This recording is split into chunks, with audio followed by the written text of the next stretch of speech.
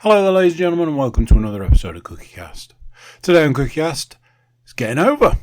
That's right, it's our wrestling podcast. We've got the hottest, and I do mean hottest, premium live event coming your way, and it's SummerSlam. See what I did there? Hottest, summer, yeah. We've got all the news, all the information from last time's predictions championship, and the predictions for this event. I don't like the premium live event thing. It's a pay-per-view. Anyway, enough of that. Before we get started, please do consider like, share, subscribe, and comment. Leave a review where you can leave a review. Obviously, the biggest one is share the podcast around. If you know of a wrestling fan, well, send them this podcast. They will love it. Right, enough of me. Let's get started. Here we go. This is CookieCast. Getting Over.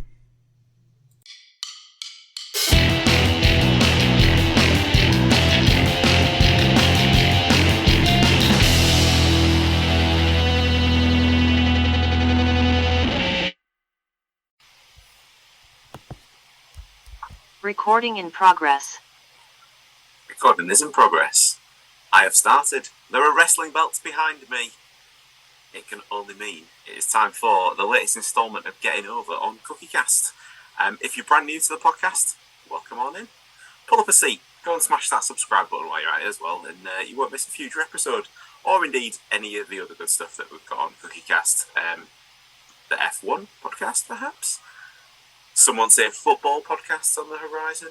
NFL podcasts on the horizon. It's all there. Go find it. If you're already a subscriber, clearly already achieved legend status around these parts, and your efforts are very much appreciated. So, if you are new though, what do we talk about here on Getting Over? Well, all things WWE and wrestling, of course. I tend to try not to talk to myself for the majority of it, but it has been known. But you are in luck. On this particular episode, we have the usual crew on board. So without further ado, please welcome Mr. Paul Williams, Mr. Andy Cook, and the current predictions champion, Mr. Matthew Moore. All good? Yes, thank you. Yourself? Yeah, I thought you were all going to rinse me and me say about not talking to myself and then just stay silent after the introduction. But we said predictions champion. We mentioned his name and he appeared. We better get to the predictions title section, hadn't we? So Matthew is indeed the reigning and defending champion after a clean sweep of predictions last time out. But will that particular feat be repeated? Will this be the third podcast in a row that somebody claims the title by nailing every prediction? No. Is the short answer to that one. Thanks to Braun Breaker losing to Sami Zayn, we all suffered at least 1 point deduction there. And to be fair, lads, actually looking at it, we couldn't even manage 4 out of 5 this time. So that's relatively poor based on recent standards. So we'll go at this in reverse order. In absolute dead last, taking the rightful place, as denoted by the history of this very podcast, is me. I gambled on some predictions last time and absolutely didn't play off. So a massive, get ready for this shocking score. 1 out of 5. Yeah, we've early doors reached new heights and new lows, clearly. Although this does lead us straight from worst to first, as we do have a triple threat at the top of this episode's rankings, as Andy, Paul, and defending champ Matt all picked up 3 points from the 5 available. So we know what that means. It's tie-break time. Phones away, gentlemen, out of your area, as it were. Here we go. Right, so Matt, as champion, you will be able to pick the order of the answers if you so wish to do so. So you can go first, last, or in the middle. So the question... The predictions later in the episode will take us to SummerSlam, and SummerSlam this year is in Cleveland, Ohio. Last time SummerSlam was in Detroit, Michigan. according to Google Maps, how long in time would it take to drive from Detroit to Cleveland if traffic was clear? So we'll send it to Matt first if he wants to decide who's going where. I'll go last. The other two can whatever. I think I'd mix it up a bit. You know, it's a wrestling podcast. Why ask a wrestling question? I thought I'd test your geography / random Google mapping skills. Andy's looking very happy about this. I've got no clue. Paul's looking like Rain Man's definitely going to get this one. I'm trying to work it out. I'm trying to work it out based on where I think they are, because are they both sort of at the top of the country? They'll be giving each other clues. Yeah. Can you tell us exactly the geography location of both places you'd like to know the distance for? And if you can give us the distance in miles, that would be amazing as well. Yeah, I was going to say. No, it's in time. You need it in time. But then we can work it out. There must be a way I could map this sort of thing. Right, I'm going in. 18 hours, 31 minutes. Okay. I don't think it's quite that much. I'll go 4 hours 40 minutes. Matt's got some choices here. He's got a wide range.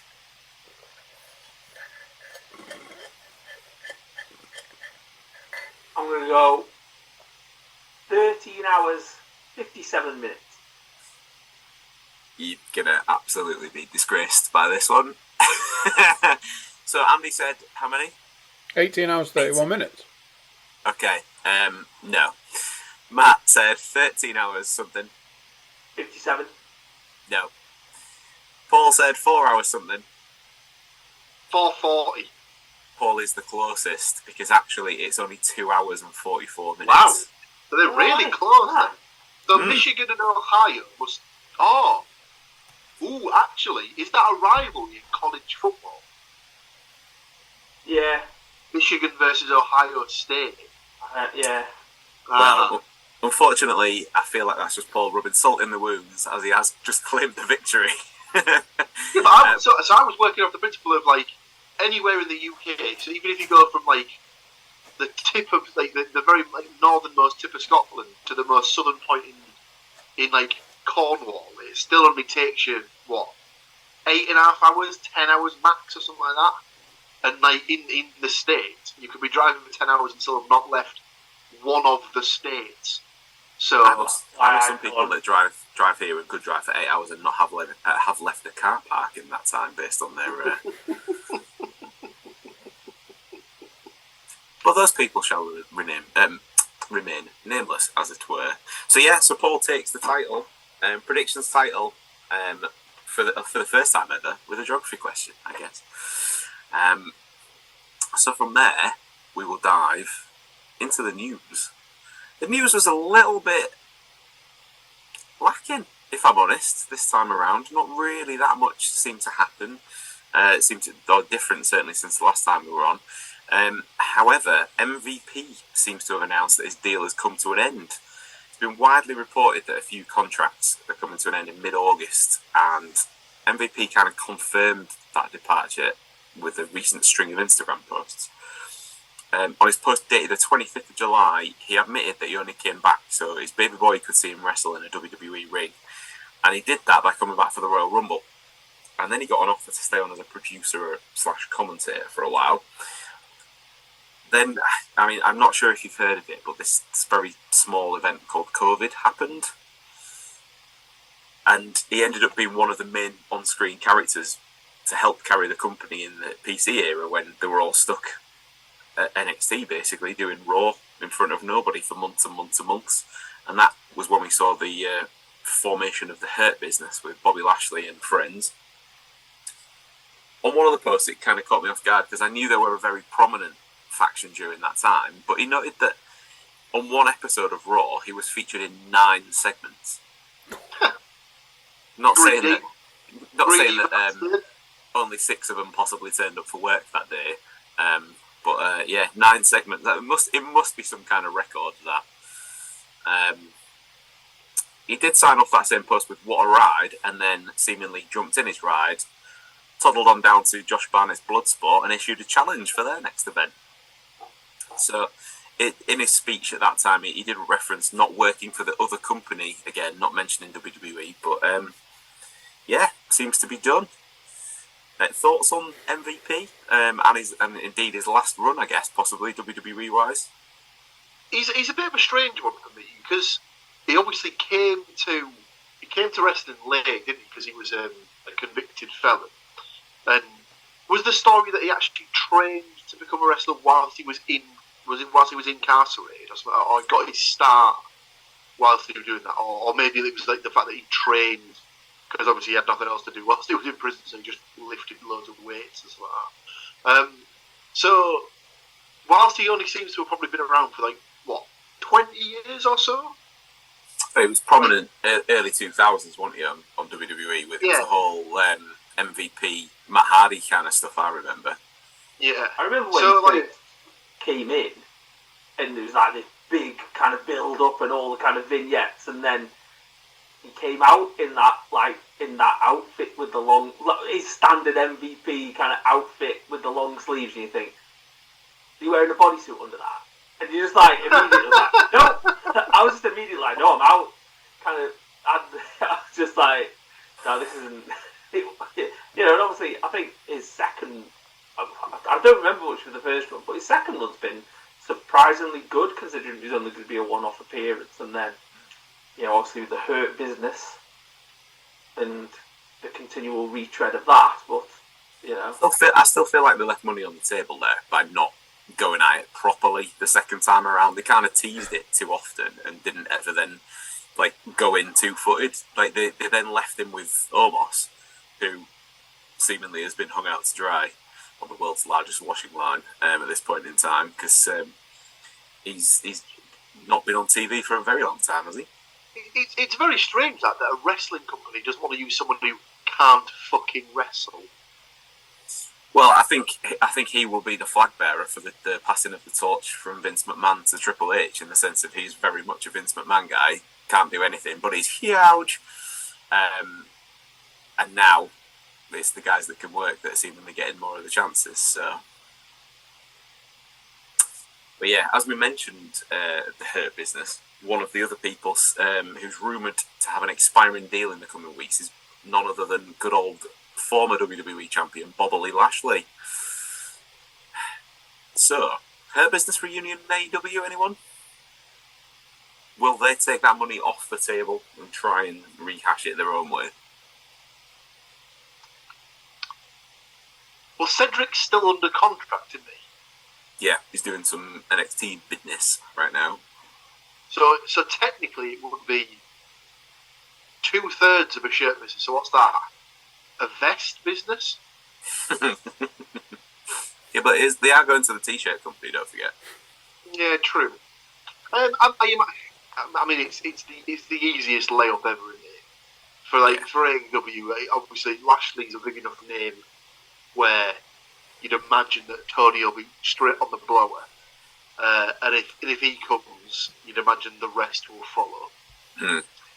I'm not sure on Bobby's kind of status though in that regard. I don't know if he'll be that bothered, and plus, given the history, I think this was probably mentioned between us ahead of time. Probably more of a TNA guy, if anything. Yeah, but now that they've got that working relationship, what's the point in him going there? He might as well stay WWE if you can do that. They've only really used undercard WWE though, NXT specifically, haven't they? So depends how much he needs to work. He might just want to enjoy his time for a while before sort of diving back in. He doesn't have to go straight into it, does he? Although he's not really been on TV consistently for a good few months now. True.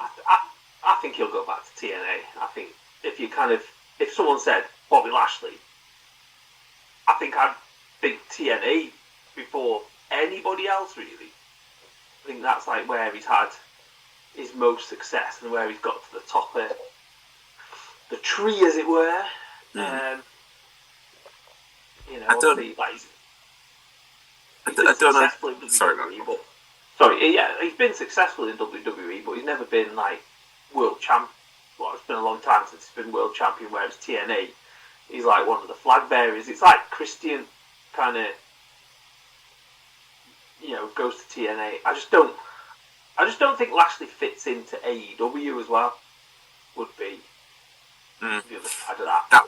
That was what I would have thought as well, on the basis of a lot in terms of what he's got to offer physically. They've got a lot of other roster members that kind of fit that bill, and they don't necessarily do overly well with the big guys. It's all, I mean, as we all well know by this point, it's kind of more based around the flippy shit, as it were. The big guys kind of come in for a bit of a run and then disappear fairly quickly.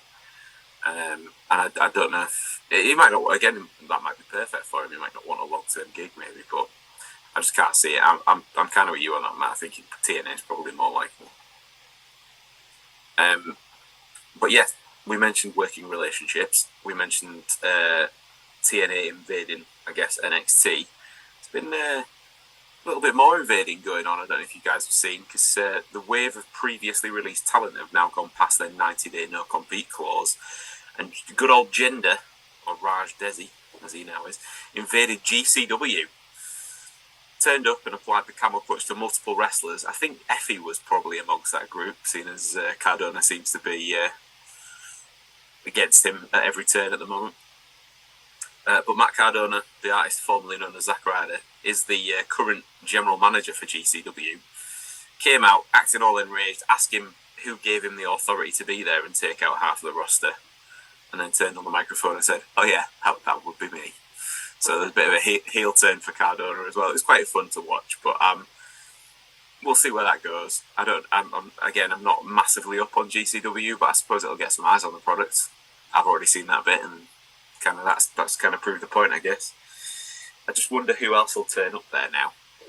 If they're going to go for guys that can, because Jinder can wrestle for sure, yeah. But it wouldn't be out of the realms of possibility, I think, to find Trevor Lee as the next one. He fits the mould of GCW. Obviously, GCW is a bit more on that kind of hardcore, bit more violent. Nick Cage is the kind of like main guy there, and they do really, really well when they've got, obviously Cardona's like the kind of shining light of leaving WWE, turning up there, everybody booing the shit out of him, but then him still sticking around because he's got that much, he's so over there. So I think if they're careful with it, they can probably drip a Jinder Mahal in, or whatever he is now. Trevor Lee will probably just slot back in as a wrestler on the roster, because he's I think he unfortunately comes under that bracket of indie wrestler. He's the size, he's the style. I enjoyed all of his NXT work. I thought it was a shame that he got released. I think they messed him about a lot. And he probably could have done a lot better if they hadn't. Obviously, he's an older guy. He's like, and he's older, says me, who he's probably younger than me anyway. But obviously, NXT kind of, since Triple H has taken over, has become more of getting the younger people through, like it was a few years ago. Also, though, as well, like when he got called up to the SmackDown roster again, that was still in the Vince time. So he was probably a victim of that. He went up a little bit too early, in the sense of he went up. Vince didn't like that kind of style.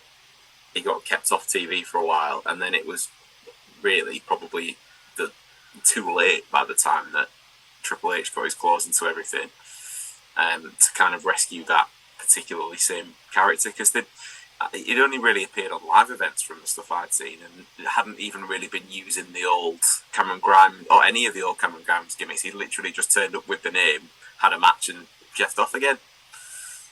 So we'll see. But yeah, the last part of the news is probably the biggest part of the news, as it ascertains to wrestling in the UK, in the sense of Triple H and Nick Khan recently flew to London to meet with Sadiq Khan, no relation as far as I'm aware, the Mayor of London, no less, to discuss the possibility of bringing WrestleMania to the UK's capital.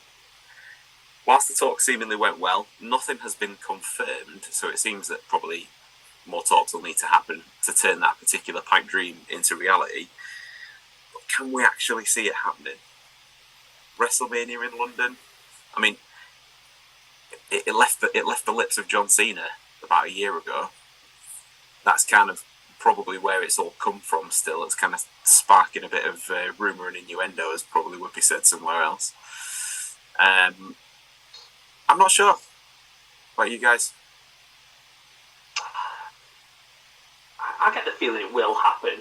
I don't think it's going to be like next 5 years. I think it'll be a little bit further in the future. I'm intrigued as to where it'll be. It's got to be Wembley, surely. I think it doesn't make any sense to do it anywhere other than Wembley. Obviously, you've got Spurs there as the sort of the nice shiny new stadium and stuff like that, but you're automatically shafting yourself out of 30,000 ticket sales at least. But we know full well that by the recent UK expeditions that they're not really bothered about that, because if they pick an arena that's got less seats in it, they just triple the price. Yeah, but if you think about it, when it comes to WrestleMania, you've got more international travel. So obviously we know from experience that we've been overseas. We've been to America to watch it. So you would imagine that there'll be American fans that may think, "Ooh, never been to Europe before, never been to London before." That could be a perfect excuse to sort of take a week, 10 days holiday to London to sort of take on that option, etc., etc. For me, I think if we were in a world where we're talking 10 years ago, before the network was released, and before obviously, I know that obviously they've now moved to the Peacock in the States and stuff like that, so it's not the same thing. But prior to the sort of the advocate of the network and stuff like that, you always have the problem that Americans aren't going to watch stuff like at 2 PM or whatever, so they're having to avoid spoilers, or they just broadcast it at a later time. Because I think when it was, I know it wasn't massively popular, but when they launched NXT UK on the network, I think they said they did notice a little bit of a spike in numbers or like viewership of certain elements of it at like an earlier time in the States. And when they've done the sort of the one-off pay-per-views and some of the NXT specials from over here in the UK, they did actually notice the numbers went higher than they would normally do in the States for viewership. So I don't think it's as much of an issue anymore. Having to bring the start time forward to be in line with like UK times and stuff like that. So I think it is more likely that it will happen. And I kind of disagree with Matt. I think the likelihood is probably will be within at least the next 5 years, if not sooner. Well, they've got the next couple mapped out, haven't they? Because isn't it next year is Vegas, the year after is Cincinnati? Well, so apparently they Minneapolis, isn't it? Well, they announced that Indianapolis was getting. Was it Rumble, Mania, and SummerSlam? They'd agreed a contract through those, and then announced that Royal Rumble next year was in Indianapolis. And they think that Sadiq Khan's kind of let the cat out of the bag by saying, "Well, obviously it's in Vegas next year, and Indianapolis the year after that." And obviously everyone was like, "Whoa, hang on a second, they haven't even announced that yet." So he's kind of dropped a bollock there. But I think so that takes us up to 2027. Basically, start saving now, and you might just have enough to afford half a program. Maybe is the as long as they don't do it in 2028, which is the same year that the Euros is going to be hosted over here, then people will be able to do stuff. So. I think the other thing that's probably fed into it as well is the NFL games and how successful they are and how many people watch that. Like their viewership hasn't dropped. Obviously, And in regard to that, game. that's even more ridiculous when you think about it, because it's a 2:30 afternoon start over here, and if you're talking West Coast of America, that's what, a 6 a.m. start, 7 in the morning. Like that. So, and they said that there's loads of people that enjoyed, breakfast and the NFL and stuff like that. So there's always a way around sort of the logistics of it and stuff like that. So I think it's very, very likely we'll see. I think that Paul kind of hit the nail on the head with the whole thing about the network thing and it not been as much of an issue. But it's more because it becomes, rather than it being that they have to watch it live, if they then, it's the video on demand thing, isn't it? In that sense, as long as they can avoid the spoilers, like you try your hardest to, then it doesn't matter if it's on at 11 in the morning for them, because if they get home from work and put it on at tea time, that's when it starts for them. It's not. I think it's the technology side as well, and they've been testing the waters for long enough for these Saudi shows, haven't they? So that's not going to be a usual time for them. They've been doing them for ages now, and they keep insisting. But part of me wonders if they'll test the water first, or if Sadiq Khan will maybe go for kind of maybe like the indie deal, in the sense of not just WrestleMania, maybe test the water with another SummerSlam first or something like that, just to see how it goes. And then it's almost like having a performance-related contract. If it meets the criteria of X, Y, and Z, then WrestleMania becomes doable. Yeah, I think we'd said before that if they can't get WrestleMania, can you imagine the clamour for tickets if they announced that the Royal Rumble was going to be over again?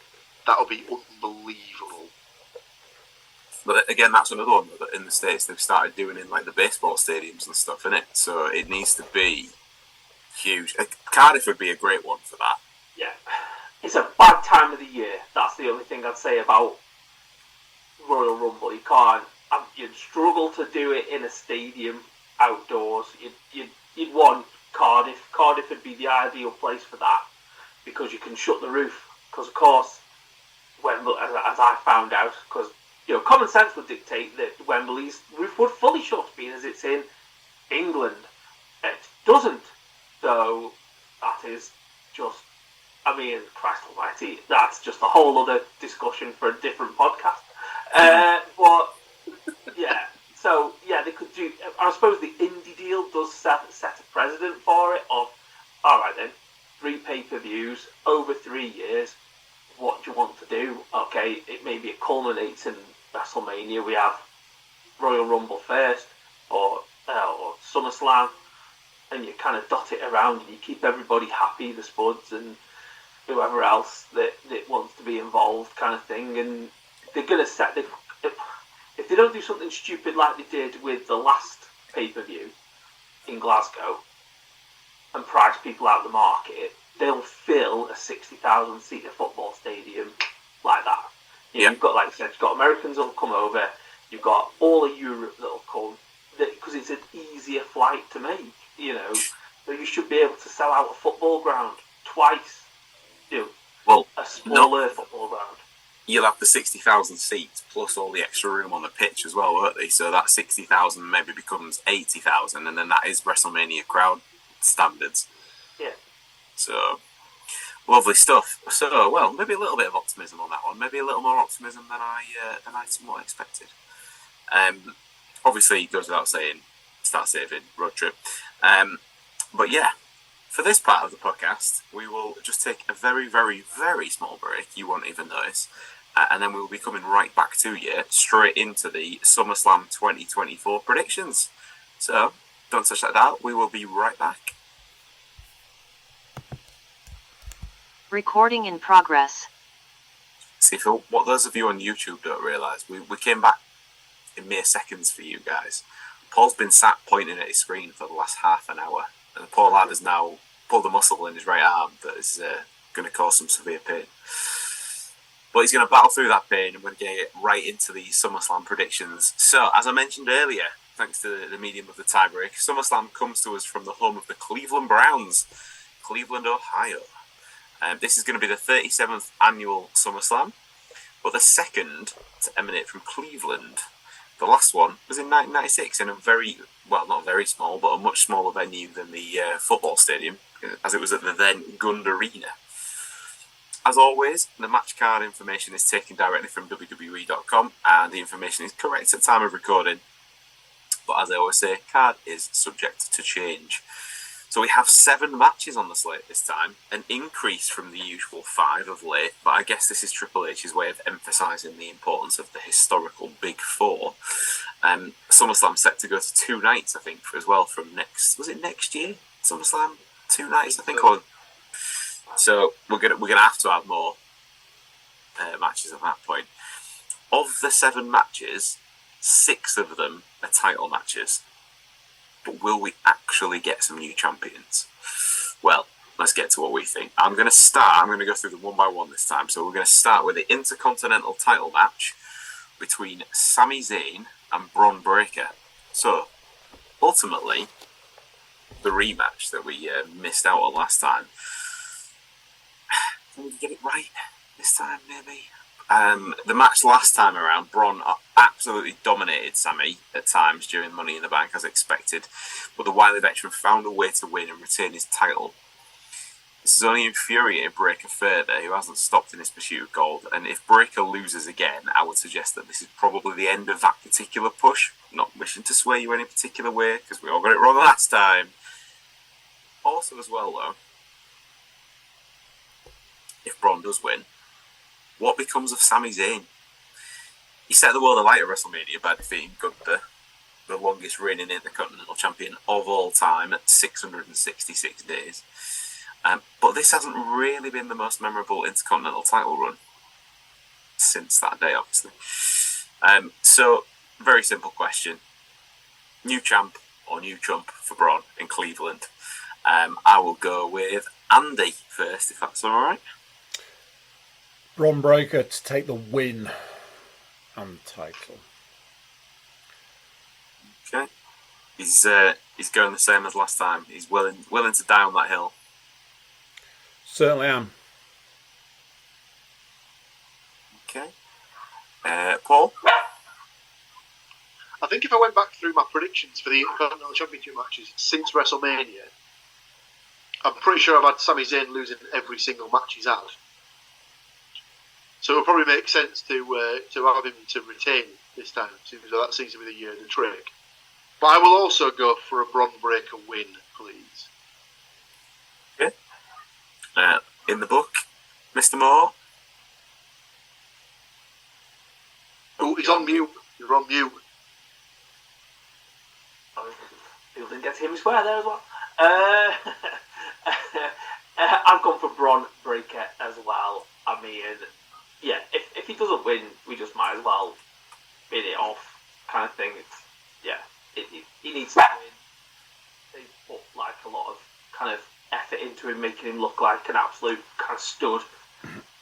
I just wonder whether there's somebody else inserts themselves into it, maybe Ilya Dragunov, to kind of cost Sami the match a bit as well. So then that, I kind of get the feeling that Sami might be heading towards that kind of rite of passage, put people over by having absolutely awesome matches stage of his career.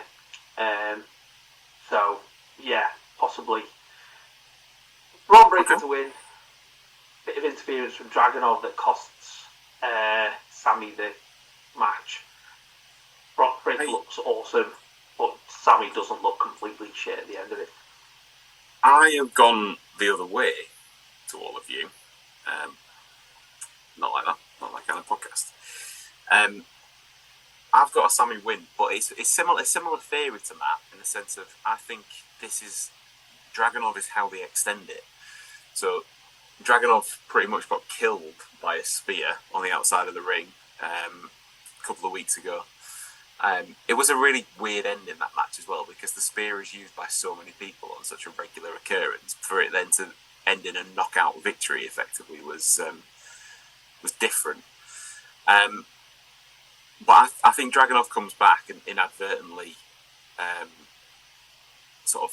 I don't know if it's just a straight up disqualification, so there's no title change. And to that end, I'm going for Sammy to retain the title. I'm going to have to go for him to win, but I think this is how they extend the rivalry almost without making Bron Breakker look like a div. That's the only way I can think. I don't know if they've got anything lined up immediately for Sami Zayn at this point, and I suppose it just keeps it turning for the time being. So I've got Sami to win, just out there on Points Island. But again, as Matt said, I expect some Dragunov happenings to occur. So we go from the Intercontinental title to the United States title. Logan Paul defending champion against LA Knight. And LA Knight's been getting into the business of the champion for quite some time now, with a particular highlight being the one-man pool party that LA Knight threw by breaking into Logan Paul's house. You'd think all those Prime sales would probably stretch to some slightly better security at some point. I will say I have seen the WWE Primers hit local stores in the UK, with one of them selling it for $12.99 a bottle.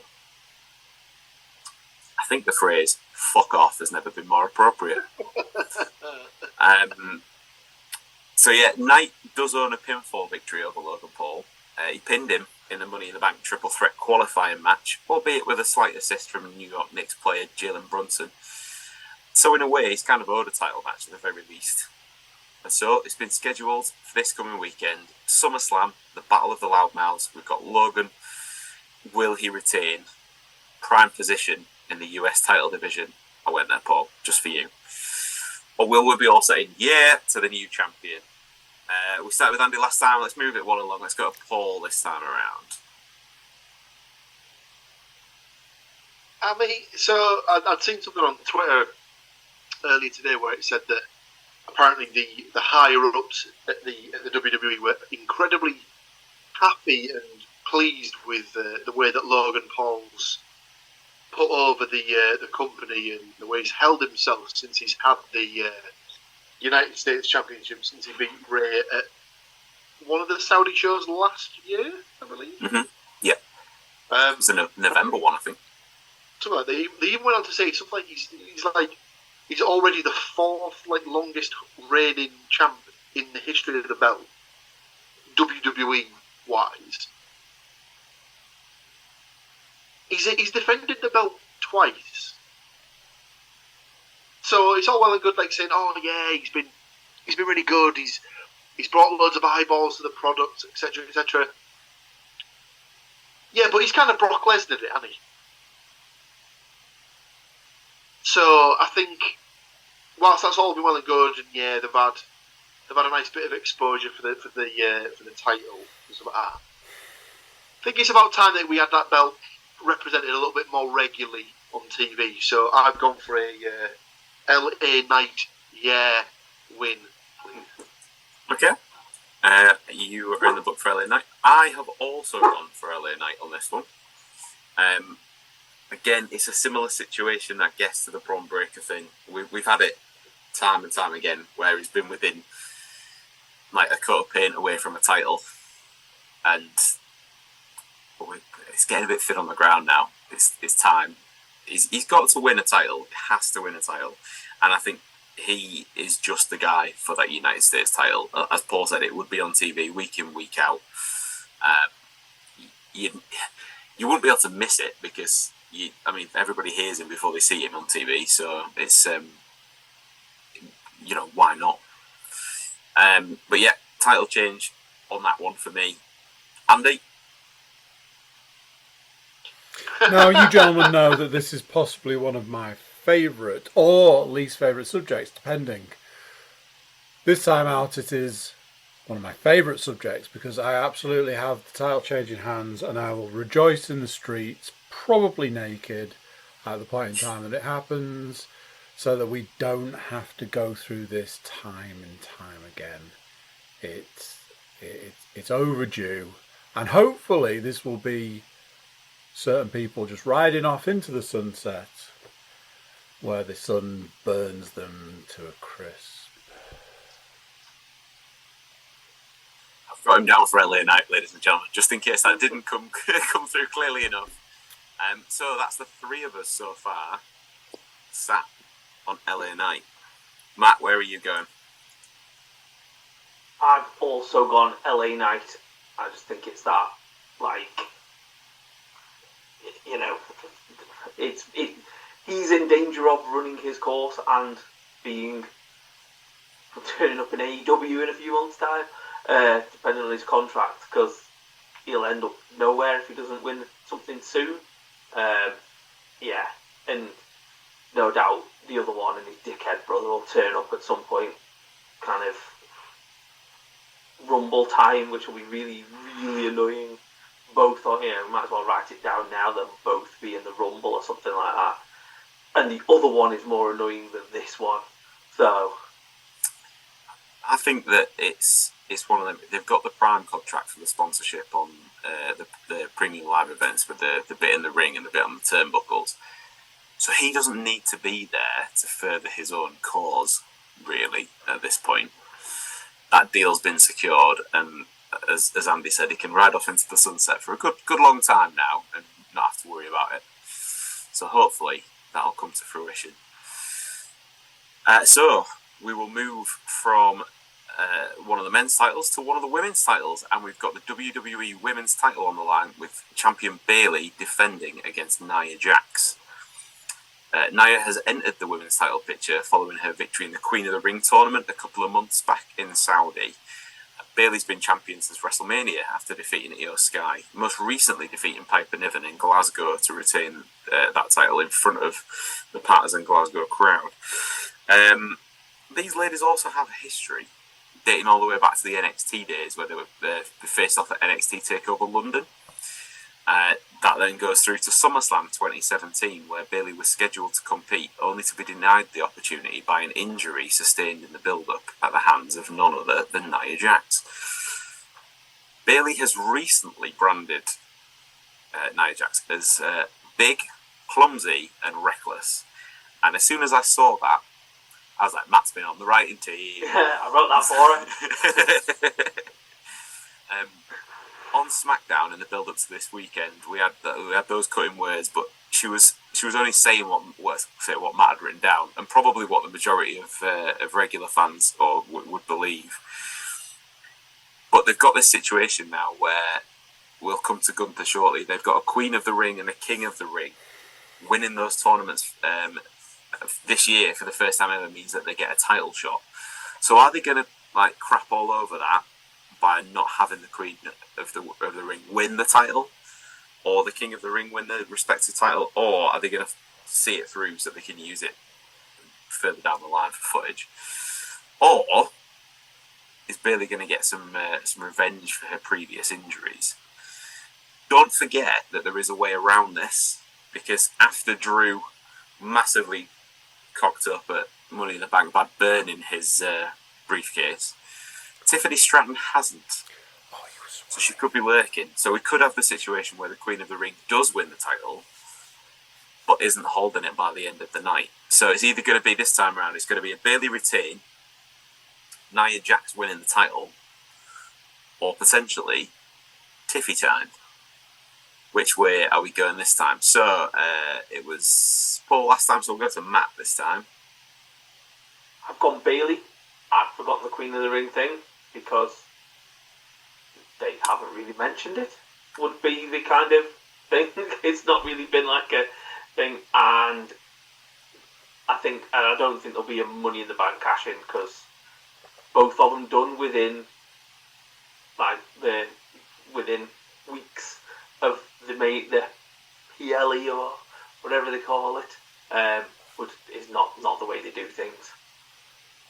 Okay.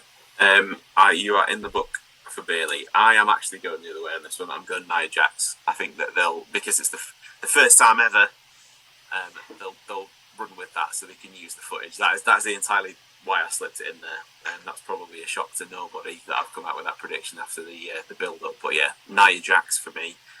But I will caveat by finishing that prediction with unfortunately. And not only just unfortunately for everybody that then has to watch it. Title run, obviously, not just the match. Anyway, Andy, we'll go to you next. Nia Jax or Bayley or some Shanahanigans? I feel my thunder may have somewhat been stolen, because I was going to be real clever on this one and go Bailey, obviously to win, with a Money in the Bank cash in, and as you said, Tiffy time. That's my prediction in a nutshell. If you need it in 90 minutes, it's Bailey. But yeah. Well, effectively, you've playing yourself in for an extra point if that happens, because nobody else is predicting that. So there he is, ladies and gentlemen, trying to sly his way to a backdoor victory, so to speak. Paul, round us out on this one. So again, I'd seen something on the old Twitter that said that apparently the people in the company were quite high on Ms. Stratton, and then they wanted to sort of build the dynamic between her and Nia Jax, and then eventually have her cash in on Nia Jax, but turn face in the process. Now, I don't quite know how you would pull that off, as surely you can't really build someone as a heel, then have her stab her friend in the back to take the title off her and end up with her being a massive good guy. Don't quite understand that one. But just for the sheer thing of what you pointed out, the fact that she's incredibly uncoordinated, not very good, reckless in the ring, I don't want her to win, but I feel like it's inevitable that she does. So I'll put me down for a Nia Jax win, which is unfortunate because Bayley's kind of been shafted ever since WrestleMania. Really got the win at the big show, and then they've done the precise amount of jack shit with her. So I genuinely think Bayley's one of the ones that's suffering from the too many titles thing. I know they have to have one on each show, but if the women's division particularly, if they just had one across the two shows, I think she'd thrive. Yeah. But on the flip side, Rhea Ripley will overshadow everybody at the moment, so maybe that wouldn't be the case. Who knows? But nah, I think she's got the credentials to kind of run the women's division herself, and I wonder if she does lose this weekend, if that is the beginning of some potential time off, just to have a little bit of a reset again. But we'll see. So we will move from the WWE Women's title to the World Heavyweight title. So from the winner of Queen of the Ring to the winner of King of the Ring. And he is now the newly monikered King General. Gunther earned the SummerSlam match with his victory over Randy Orton, no less, in the finals in Saudi a couple of months back, and now looks to end the reign of Damian Priest. This hasn't just gone down the realms of, I won the tournament, give me the match. It's kind of got personal pretty quickly. Gunther's citing how his upbringing and general pedigree makes him better than street trash Damian Priest. Priest has fired back on multiple occasions, explaining Gunther doesn't know what it's like to have to work for something that you want, and he certainly isn't planning on giving up that title anytime soon. Of course, in truth, these are two guys who've had to work their way up from the bottom of the indie scene to now compete for the top prize on Monday Night Raw. So whilst the story kind of rings true based on what they look like, maybe, it's just a little bit of a bending of the truth. But yeah, and also not only compete for the top prize on Monday Night Raw, but also one of the bigger events of the year in the WWE calendar. So whoever wins, it's obviously going to be a bit of a personal victory for either. But who does win? I will go first on this one, since we're rotating this evening. I have gone for a Damian Priest win. And that's going against all the logic I used on the women's match, but I just don't think that he just don't feel like he's held it long enough yet. It's not to say that Gunther won't get a rematch, so I think that's coming, just not this weekend. So Damien Priest for me. So Andy? You see, I've gone completely the other way. I've got Gunther to take this one. I know it doesn't seem long, but I just feel like sometimes you have to look at like the whole card and look at the sort of the title change situation, and look at like easy title changes to placate. So there was a situation of going, yeah, that one. Okay. We got Gunther for Andy is in the book. So Paul? It's a similar situation to the sort of the Becky Lynch thing, but it's not Becky Lynch, the Bayley situation for me. It's like, but not through lack of TV time. It's through lack of, I don't want to say talent, but he hasn't done the best with the time he's been given, if that makes sense.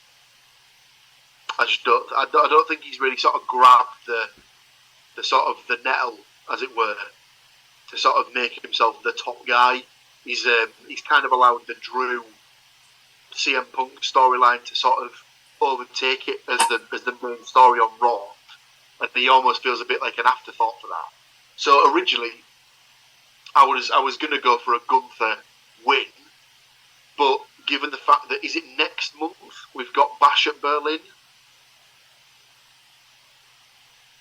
I think where we didn't get the hometown pop for the Drew win in either Wales, which obviously, as we all know, is his second hometown, or Glasgow, which is actually his hometown, but it's not, I suppose, because he's a US citizen now. But regardless of that, I think we will get the hometown pop when Gunther wins the World Heavyweight Championship in Berlin. So I'll go for... Do you know what? I'd even potentially go for a Gunther win, but by disqualification through some sort of Judgment Day interference or something like that. But either way, Priest retains the belt for me. Okay, so what am I going? Am I going for a Priest win though, or am I going for a Gunther win? No, you can still be down for a Gunther win, because I don't think they want to beat him to keep him strong. But I don't think he'll win the belt. Okay. Right, Matt, round us out on this one. We've got 2 for Gunther, 1 for Priest. 2 for Gunther, 1 for Priest so far. I've gone Damien Priest. I don't know. Like, yeah. Whoever loses it's not the best for them.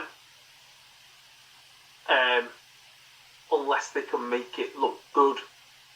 And I assume that we'll end up with more than 2 people in the ring or surrounding it. And when's Survivor Series? Not till November, yeah. Not till November. I mean, I wonder whether there'll be... I mean, they're dragging out Judgment Day. They're dragging out Judgment Day, if you ask me anyway. But I just wonder whether he ends up with more people in Imperium, as it were. And it leads to something else at some point. Because obviously, yeah. Obviously, it's just Kaiser. Yeah. Because Vinci's kind of fallen off the face of the planet, hasn't he? He got extradited to SmackDown and then hasn't actually been on, really. Yeah, so I think... Wasn't he booted out of the group? Yeah, Ludwig Kaiser. So yeah, I think there'll be something going on, but then obviously Judgment Day will come down. It feels like, I think, like we said there, it feels like a shitty finish kind of thing where something and nothing happens, and we're kind of pretty much status quo. But Priest to win somehow, I think. I'm wondering if that, based on if we go down that street, if they'll use it to create a bit more tension between Balor and Priest, in the sense of if Balor costs him the match, in the regard of like via DQ. He keeps telling him, he don't need the help. He don't need the help. Well, actually, it's then it sets us up for the rematch. Carries on that story of the tension there. And that seems feasible to me. But yeah, okay, that's fine. You are in the book now. We have 3 matches still to go through. They are the 3 probably biggest matches on the card, and therefore, I'm just going to need a little bit of a drink. I just need to recharge my drink, and therefore, you might need it too. So again, we're going to take a 2-second break, and we'll recharge our glasses, and we shall be right back to you. Recording in progress. Is there? His point is out once again. I mean, if you are listening to us and you're not seeing this on YouTube, the video may get taken down before you have a chance to get there, based on the fact that Paul's now had his point out twice on the same episode. Anyway, we will swiftly move along. It is the women's world title match. Liv Morgan, defending champion, against Rhea Ripley. And we could be about to reach the final stop on the Liv Morgan Revenge Tour. After Rhea injured Liv, putting her out for almost a year, Liv appeared on the Raw after WrestleMania and ended up returning the favour. She was vowing to take everything from Rhea, and this started that night as Rhea Ripley was then forced to vacate the women's world title. Straight away, Liv didn't get her own way, because that title was very oddly placed on Becky Lynch for a little bit, but Liv wouldn't let it lie. She went straight after Becky, soon defeating her for the title, but strangely, because inadvertent at the time, help from none other than Dominic Mysterio, and that was not on one occasion, 2 separate occasions. To this day, Dominic's claimed that it was all an accident. It wants nothing to do with Liv. Liv turned her full attention to not then only taking that title, but also taking Dom away from Rhea, and her advances have been a little less than subtle of late, to say the least. On the July 8th episode of Raw, Dom was forced to team with Liv Morgan in a match against Zelina Vega and his father. And after pinning his father for the first time, Dom was then caught in a compromising pose during the post-match celebration as Liv jumped on him, wrapped her legs around him, and then he kind of fell forwards. And that was the exact point that Rhea Ripley came back. The music hit whilst he was otherwise engaged, shall we say. Rhea stomped her way down to the ring, looking just as much of the beast as she was when she was world champion for pretty much a year. Dom's kind of been in grovel mode ever since. And on the latest episode of Raw before SummerSlam, completely renounced Liv, says that it had nothing to do with her and all the rest of it. And that forced a full breakdown for the current women's champion, who decided that the only logical thing to do was to start setting fire to things on live television. But the entire situation has created further tension within the Judgment Day. So with not only the whole kind of Damian Priest Finn Balor oddments going on, but there is tension on this side as well. However, it does seem like Rhea Ripley is starting to forgive and forget a little bit with Dominic. However, there is absolutely no doubt in my mind that Dom or other members of the Judgment Day could well have a factor in determining the women's champion at SummerSlam. But are they going to stay loyal to Rhea, or have we got a turn coming? I think we're back around to Andy. I think it's Andy's shout first up on this one. So Rhea Ripley to take the title, or Liv Morgan to retain? A lot of me want to say, yeah, new title, boom, job done. Not yet. So I got Liv down to win this, but as you've already sort of mentioned there, Dom's getting involved. It's all going to go wrong. It's all going to be sort of perceived as he's helped Liv, but he's going to say he didn't. But that's the way it's going to look. It's going to stop Rhea from winning the title back. That's going to cause more problems leading to the next one. Okay. Liv Morgan is in the book. Paul? Yeah, same for me. I think you get the retention by Liv with not the turn of Dom on Rhea, but I think it'll be he's trying to help her and makes a mistake that costs her the match. Okay. So two of you going for the exact same logic. Matt, any different thoughts on that one? I've gone for Rhea Ripley, and I just wonder whether it could be just like a really quick squash match. Like, got that potential. Yeah, I just don't know whether there's that like potential of like, yeah, it just comes out and yeah, just over and done with really, really quickly. But yeah, I've gone Rhea Ripley. Yeah. Okay. You're on your own this time, Matt. I've gone Liv Morgan too. However, there is the potential that it's not going to be Dom that causes the bother. I still think Balor could have a hand in this one, and Judgment Day goes kablooey completely at this point. A lot of the stuff that's been on Raw, kind of between Dom and Liv Morgan, Damien Priest had a bit to say about it. JD Madonna Funko Pop Head has had a lot to say about it. Carlito has even had stuff to say about it, but Finn's kind of like kept out of the way. So I've seen some stuff online. I do kind of subscribe to the rumours that I think that Liv will end up with a member of the Judgment Day, but I think it's going to be Finn. So we'll see. So Matt's on his own, potentially on Points Island there, but the rest of us going for Liv, with Matt going for Rhea. That then, gentlemen, leaves us 2 matches on the card. Now, I feel I'm duty bound to leave the undisputed WWE title to last. But that does bring me to the match that I'm probably most excited about on the entire card. So the CM Punk versus Drew McIntyre, but with the added wrinkle of Seth freaking Rollins as a special guest referee. This is the only non-title match on the card, as I mentioned. But it's definitely got that kind of gravitas anyway. It's definitely had the heated build, I guess you can say, right from the Royal Rumble, right up until now. The entire thing has been fun to watch. Absolutely brutal at times in the sense of what Drew did to Punk, particularly in his hometown on that episode of SmackDown. I also still think that this one feels like it's got legs like that could carry it through the rest of the year if they needed it to. So much has happened here, so I'm going to kind of, if you've been living under that rock since January, not that rock, I'm going to try and just bullet point it for you now. So, right, keep up. Punk got injured at the Rumble. Drew claimed responsibility and gloated about it quite a lot. Drew then won the World Heavyweight Championship at WrestleMania by defeating Seth Rollins, and then Punk kind of stuffed that up for him in under 5 minutes when Priest then went and cashed in.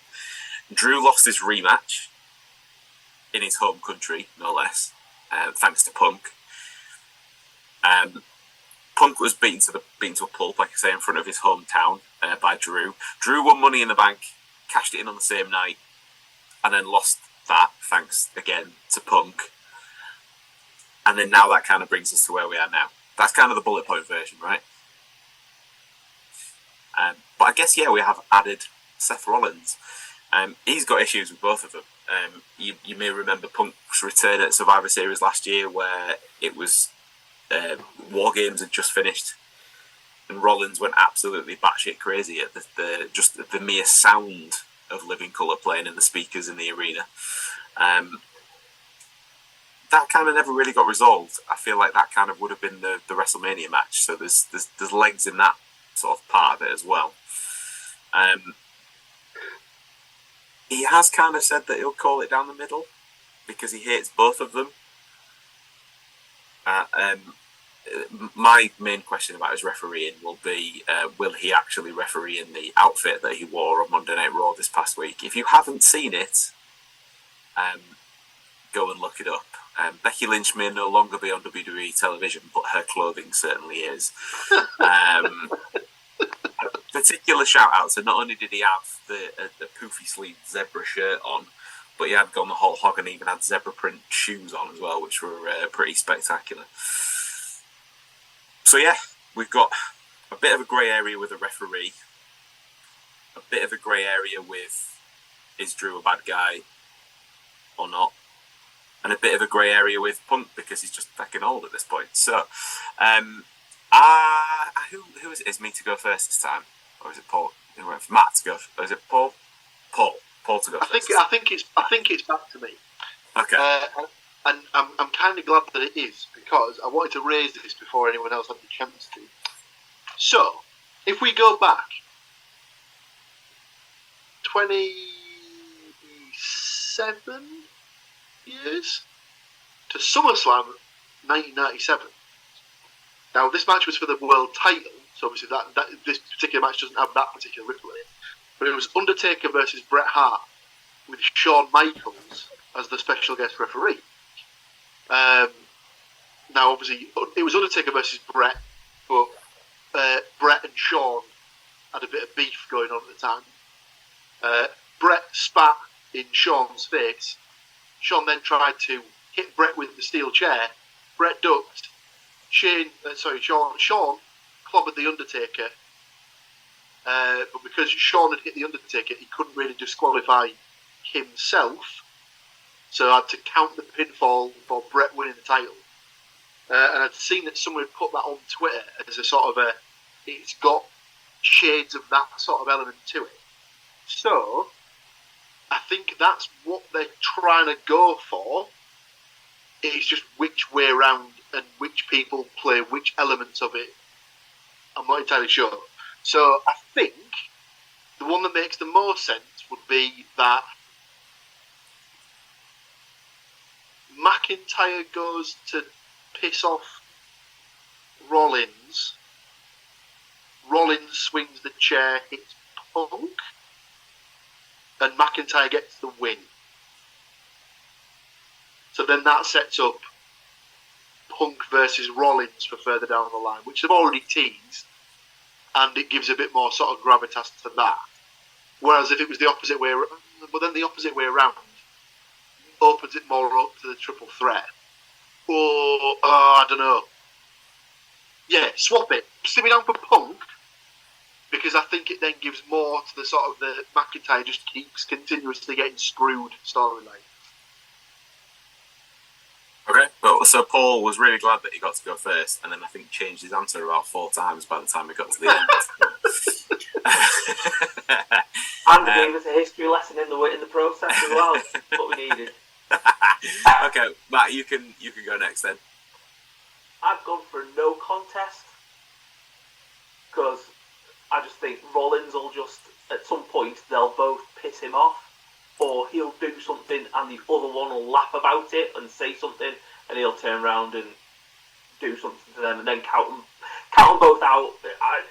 It's a really shitty, smallsy kind of finish, but I think, like you said, it carries on the story for, you know, future premium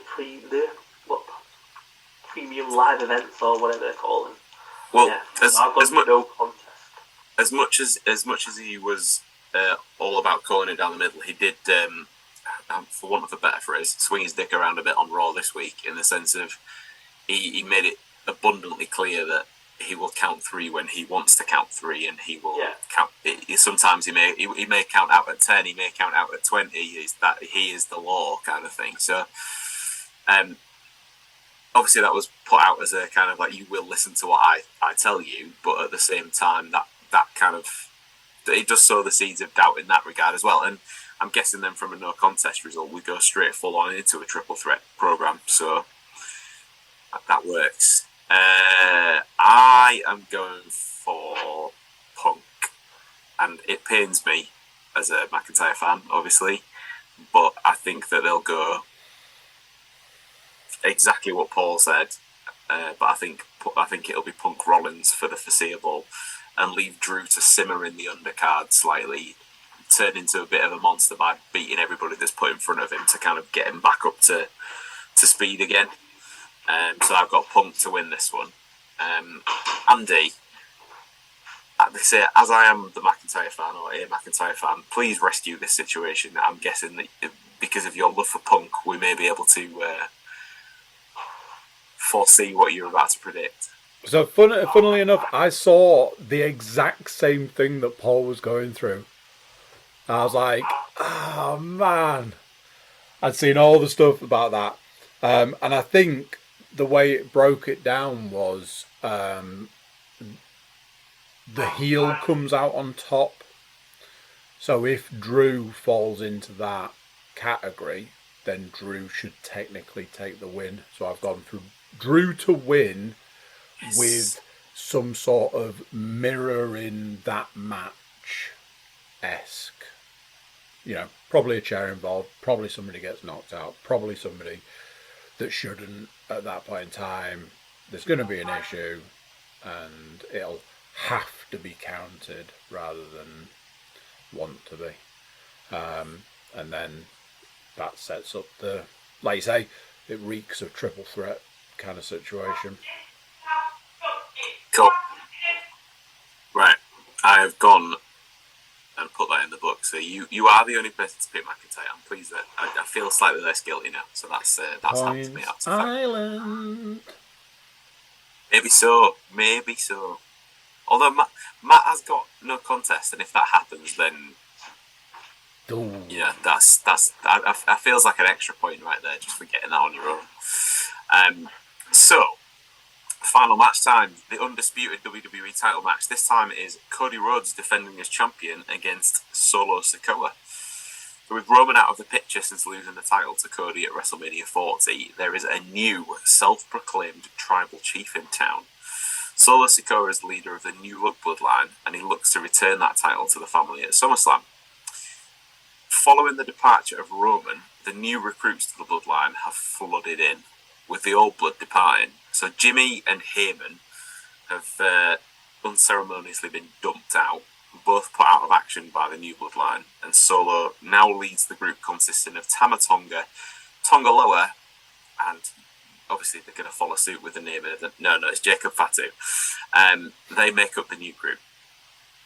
So they attacked Cody after his match with AJ Styles at Backlash, which, by the way, was, I've said this before on the podcast, was a good match, worth watching.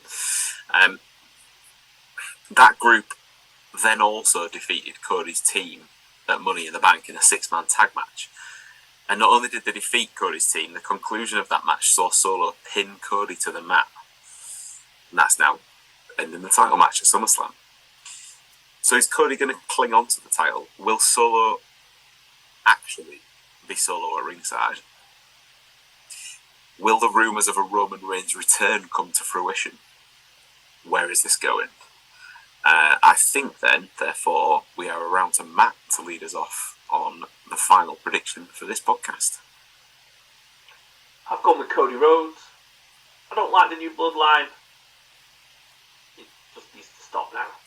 Like, it's turning into NWO, Wolfpack, all that kind of shit. And just, hopefully, Roman will come back, destroy it, and then we don't need to think about it anymore because it's boring and the new characters are not inspiring at all. Okay, I've got you down for Cody in the book. I would suggest, Mr. Moore, unfortunately for you, you maybe need to strap in because I don't think this is going away anytime soon. Oh no, it's gonna be NWO. We're gonna have the Wolfpack. We're gonna have this originals. We're gonna have some other fucking spin-off for something else. You know, like it's. I fully expect to have another 2-3 years of this shit, but it's really, really urgent. We mentioned earlier on. Can anyone else hear that? Is that another history lesson? Is that War Games coming down the pipe there? That's where it's headed. But knowing their long-term storytelling of late, is it going to be War Games this year or next year is the question. I've got Cody as well. I do think Roman returns. I do think he isn't happy about the current situation, and therefore Cody manages to hang on to the title that way. Andy? So, straight off, to get the business out of the way, Cody retain. Obviously, we're all seeing, is Roman coming? Is it the Dwayne? There's a part of me that says I think the Dwayne makes more sense because it feels too soon for Roman. I feel like Roman needs to leave it a little bit longer. So the Dwayne, but he's, for want of a better way of putting it, knee deep, let's say, rather than the other one, in this whole film he's doing. Can they free him for an evening to just go and do a little bit of business and pop back? Possibly. So then there's that part of me that's like, well, it's WWE, so it's just going to be Roman, isn't it? So see, I'd heard a filthy rumour that filming was finished on his film. So this is the thing. I'd seen some images of him in the prosthetics and stuff, and then I'd seen off the back of that it did seem to suggest that film may be done. And I was like, that kind of reeks of a little outing for the evening for the Dwayne, which is part of the reason that I was heading in that direction. Mm-hmm. In fact, you know what? Let's do it. The Dwayne. As a return, playing himself in for an unscripted bonus point. Here he is. Right, Paul. We've got 3 Cody wins. Is it going to be 4? Clean sweep. Cody win for me. I don't know if it's going to be as much as a solo as dominant.